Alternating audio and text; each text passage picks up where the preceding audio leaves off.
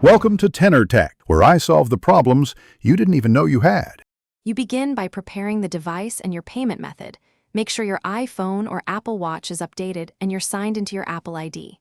Once done, open Wallet and tap the plus sign to add a card, follow the bank's verification steps, and set it as default if you prefer. Make sure authentication is ready, Face ID, Touch ID, or your passcode, so you don't stall at the terminal. Now walk to the POS and be ready to hold the device near the reader. Positioning matters. Hold your phone or Apple Watch steady near the contactless symbol on the POS, keeping the device aligned until the reader registers it. You'll authenticate with Face ID or Touch ID, or double-click the side button on an Apple Watch. This step proves you authorize the charge. Don't pull away immediately. Wait for the haptic tap, audible beep, or a green check mark on screen. If prompted, choose receipt options or a tip on the terminal before finalizing the sale.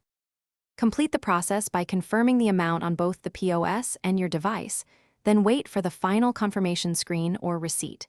If the terminal declines, try holding the device in a slightly different position and retry. Make sure the card and wallet is active and verified.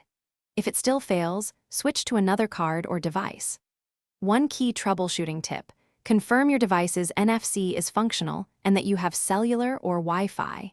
If issues persist, contact the merchant or your bank. Thanks for watching. Subscribe to keep your life in tune.